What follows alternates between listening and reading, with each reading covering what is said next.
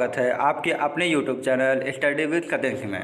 Friends, आज के video में हम बात करने वाले हैं यूपी टेट के प्रीवियस ईयर एग्जाम के बारे में, जो कि 2015 का प्रीवियस ईयर एग्जाम है।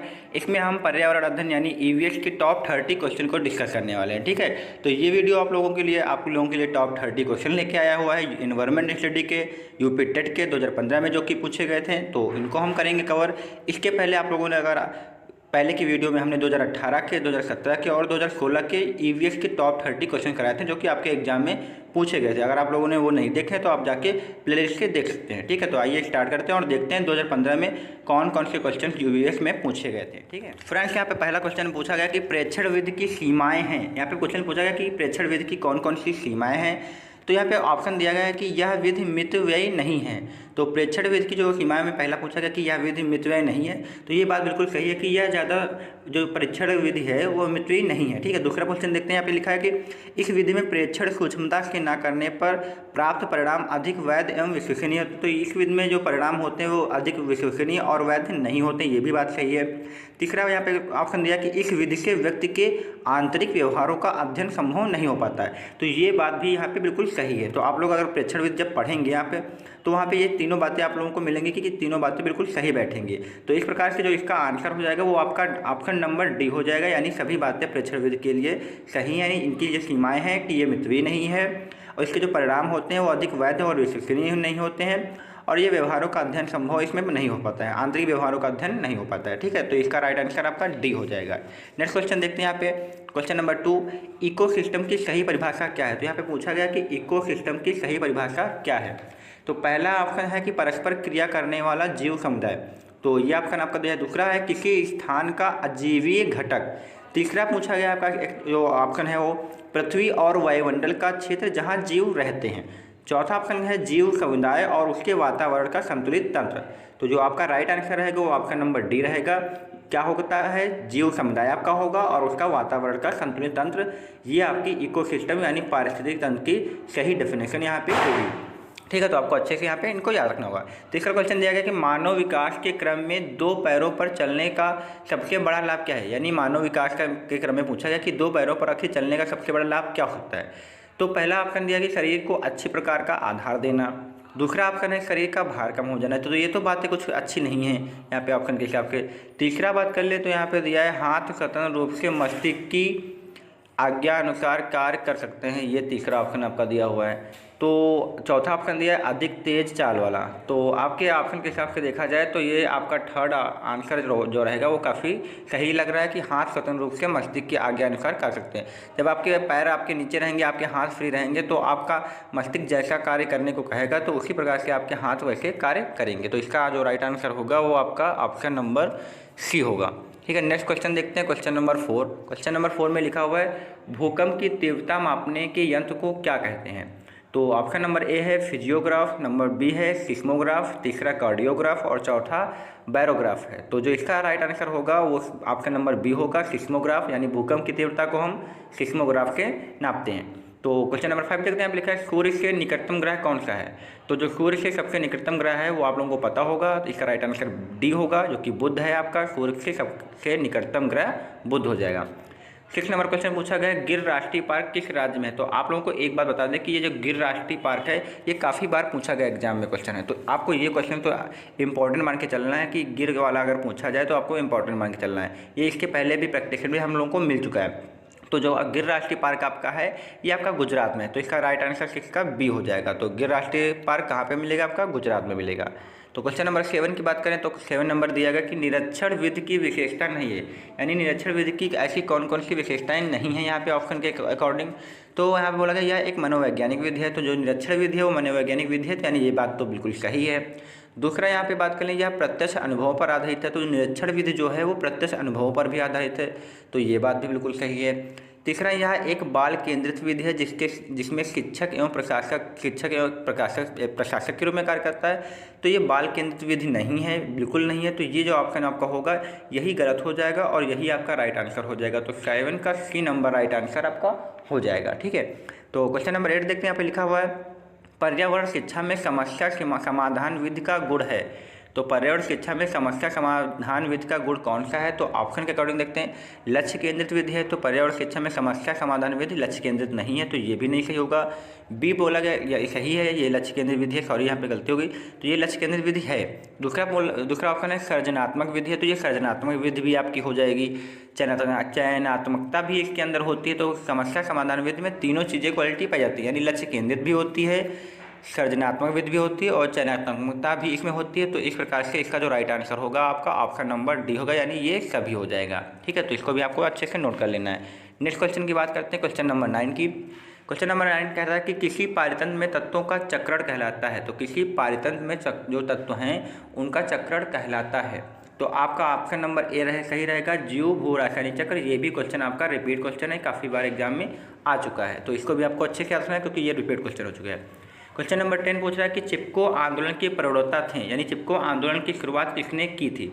तो ऑप्शन ए कहता है हेमवती नंदन बहुगुणा ने, दूसरा आपका सुंदरलाल बहुगुणा और तीसरा आपका मदर टेरेसा कहता है और चौथा महात्मा गांधी। तो जो इसका जो राइट आंसर होगा वो आपका होगा सुंदरलाल बहुगुणा।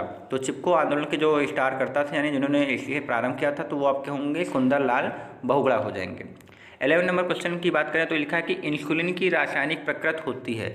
तो जो इंसुलिन की रासायनिक प्रकृति होती है वो प्रोटीन होती है। तो आपको याद रखना है जो इंसुलिन है आपका, जिसकी रासायनिक प्रकृति क्या है? प्रोटीन है। ठीक है, 11 क्वेश्चन कंप्लीट हो चुके हैं। इसके बाद हम नंबर 12 क्वेश्चन की बात करते हैं। तो क्वेश्चन नंबर 12 कहता है कि पौधों में अर्धसूत्री विभाजन होता है। तो पौधों में जो अर्धसूत्री विभाजन होता है वो आपका पराग कोषों से होता है। तो इसका राइट आंसर जो होगा वो आपका ऑप्शन नंबर डी हो जाएगा। तो पराग कोषों से क्या होता है? आपका अर्धसूत्री विभाजन होता है पौधों का। जैविक समुदाय में प्राथमिक उपभोक्ता है। तो जैविक समुदाय में पूछा गया प्राथमिक उपभोक्ता कौन होते हैं? तो प्राथमिक उपभोक्ता आपको बता दें वो शाकाहारी होते हैं। तो इसका जो राइट आंसर रहेगा आपका 13 का सी हो जाएगा। ये शाकाहारी होते हैं, इसके बाद इनको जो खाते हैं वो मांसाहारी होते हैं, इसके बाद सबसे ऊपर के होते हैं प्राथमिक, द्वितीयक और तृतीयक उपभोक्ता इसमें आते हैं। तो जो आपके प्राथमिक होंगे वो शाकाहारी होंगे, आपको अच्छे से इसको नोट कर लेना है। क्वेश्चन नंबर 14 पूछा कि ज्वर नियंत्रण में आमतौर पर सबसे अधिक प्रयोग की जाने वाली औषधि है। तो आप लोगों का इसका आंसर तो पता होगा कि ज्वर नियंत्रण का मतलब है कि बुखार की जो सबसे प्रचलित दवाई है या औषध है वो आपकी कौन सी? पैरासीटामोल हो जाएगी। तो इसका राइट आंसर सी हो जाएगा, ऑप्शन 14 का सी। ठीक है, नेक्स्ट क्वेश्चन देखते हैं। यहाँ पे क्वेश्चन नंबर 15 की बात करते हैं।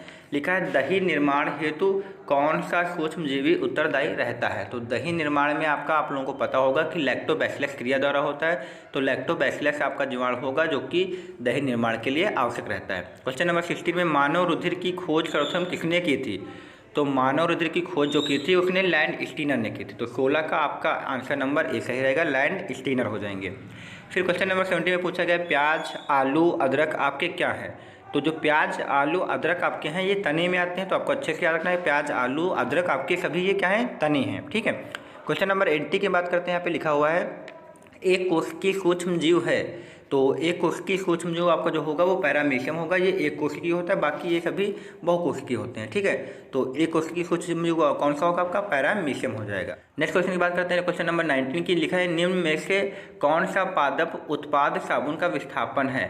तो कौन सा पादप उत्पाद जो है साबुन का विस्थापन है? तो रीठा जो होता है ये साबुन का विस्थापन है, यानी रीठा साबुन के निर्माण में यूज किया जाता है। तो इसका राइट आंसर हो जाएगा 19 का बी हो जाएगा। क्वेश्चन नंबर 20 की बात करते हैं। लिखा है कि निम्नलिखित वाहनी ईंधनों में से किसको आजकल का पर्यावरण स्नेही माना गया है? तो ऑप्शन है आपका ए दिया है डीजल, दूसरा पेट्रोल दिया है, तीसरा दिया है द्रवित पेट्रोलियम गैस, चौथा आपका दिया संपीड़ित प्राकृतिक गैस दिया हुआ है।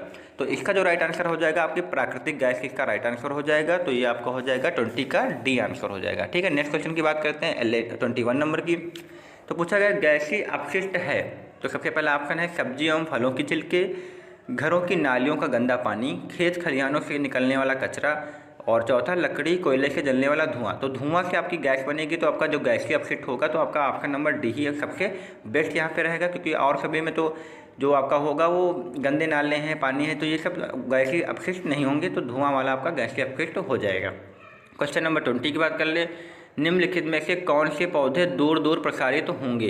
तो कौन कौन से पौधे दूर दूर तक प्रसारित होंगे? आपका ऑप्शन नंबर देखते हैं ए। तो लिखा है बीजाणु द्वारा प्रकीर्णित, यानी जो बीज के द्वारा प्रकीर्णित किए जाते हैं। दूसरा होता है बीज द्वारा प्रकीर्णित पौधे, ये दोनों एक ही जैसे हैं। तीसरा आपका पूछा गया है फल द्वारा प्रकीर्णित पौधे।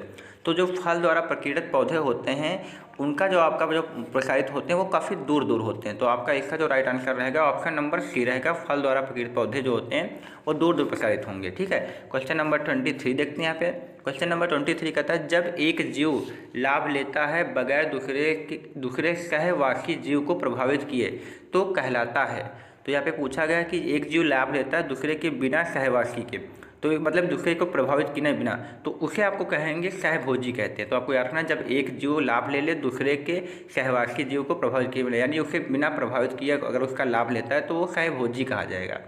क्वेश्चन नंबर 24 की बात करें, लिखा है जब मोर सांप को खाता है, यहाँ पे मोर जो होगा वो सांप को खाता है और सांप कीड़ों को खाता है और कीड़े हरे पौधों को खाते हैं, तो मोर का पोषण कौन सा होगा। तो सबसे पहले इसको हम पीछे से चालू करते हैं। तो सबसे पहले देखते हैं यहाँ पे पौधा जो आपको होगा वो आपका उत्पादक होगा, तो पौधे को जो खाएगा वो कीड़ा तो वो आपका प्राथमिक होगा, तो ये आपका कीड़ा जो होगा वो प्राथमिक होगा। अब कीड़े को सांप ने खाया हुआ तो ये सांप आपका सेकेंडरी होगा उपभोक्ता, और सांप को मोर ने खाया तो मोर आपका जो होगा वो तीसरा उपभोक्ता होगा। तो यहाँ पर ऑप्शन में देखते हैं तो लिखा है प्राथमिक उपभोक्ता, तो प्राथमिक उपभोक्ता तो होगा नहीं। अपघटक तो यहाँ पे कतई नहीं होगा। अंतिम अपघटक वाले तो ऑप्शन कहीं नहीं होंगे। तो चौथा ऑप्शन आप देखते हैं डी नंबर, तो यहाँ पे दिया खाद्य पिरामिड के शीर्ष पर, तो ये सबसे शीर्ष वाला उपभोक्ता होगा, यानी तीसरा उपभोक्ता होगा। तो इसका राइट आंसर आपका डी हो जाएगा। अपघटक आपका आंसर नहीं होगा और प्रथम उपभोक्ता तो आपका कीड़ा होगा। ठीक है, क्वेश्चन नंबर 25 की बात करते हैं। क्वेश्चन नंबर 25 कह रहा है कि निम्नलिखित में से कौन सा कायांतरित सेल का उदाहरण है। तो जो आपका कायांतरित सेल का उदाहरण आपका है वो ग्रेनाइट है। तो ग्रेनाइट आपकी कायांतरित सेल में आती है, इसको भी आपको अच्छे से याद रखना है। क्वेश्चन नंबर 26 की बात करते हैं, लिखा है महासागरों में निम्न में से कौन सा लवण सर्वाधिक मात्रा में पाया जाता है। तो महासागरों में आप लोगों को पता है कि उसका जो पानी होता है खारा होता है, नमकीन होता है। तो नमकीन के लिए यानी नमक की मात्रा ज़्यादा होती है, तो जो नमक का फॉर्मूला होता है वो आपका सोडियम क्लोराइड होता है। यानी सोडियम क्लोराइड का फॉर्मूला की बात करें तो NaCl इसका फॉर्मूला होता है। ठीक है, तो ये नमक होता है। तो महासागरों में नमक की मात्रा ज़्यादा पाई जाती है, तो इसीलिए यहाँ पे सोडियम क्लोराइड आपका ऑप्शन जो रहेगा वो सबसे बेस्ट रहेगा। क्वेश्चन नंबर 27 की बात करें, लिखा है राज्यसभा में होने वाली सभाओं की अध्यक्षता कौन करता है। तो जो राज्यसभा में सभाएं होती हैं उसकी अध्यक्षता जो करता है वो आपका उपराष्ट्रपति करता है। तो इसको भी आपको अच्छे से नोट कर लेना है। नेक्स्ट क्वेश्चन की बात करते हैं, 28 नंबर क्वेश्चन, लिखा है निम्नलिखित में से किस मिट्टी का विस्तार भारत में सर्वाधिक क्षेत्र पर है। तो आप लोगों को पता होगा कि सबसे ज़्यादा भारत में सर्वाधिक मिट्टी जो पाई जाती है वो जलोढ़ मिट्टी पाई जाती है। तो इसका आंसर तो आप लोगों को पता होगा। क्वेश्चन नंबर 29 की बात करते हैं, जो शाकाहारी जंतु भोजन के लिए हरे पेड़ पौधों पर निर्भर करते हैं कहलाते हैं। तो जो हरे पेड़ पौधों पर निर्भर करते हैं वो आपके प्राथमिक उपभोक्ता होते हैं। तो यहाँ पे ऑप्शन 29 का ए रहेगा, प्रथम चरण के उपभोक्ता।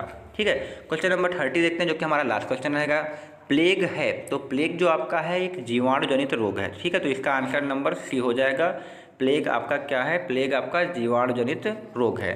तो इस तरह से हमने यहाँ पे आज की वीडियो में क्वेश्चन नंबर 30 तक कंप्लीट कर लिए, जो कि आपके EVS के टॉप 30 क्वेश्चन हैं 2015 के एग्जाम में पूछे गए। सभी क्वेश्चन काफ़ी इंपॉर्टेंट हैं। तो अगर आप सभी को ये वीडियो पसंद है तो प्लीज़ चैनल को लाइक, सब्सक्राइब और दोस्तों में शेयर करें।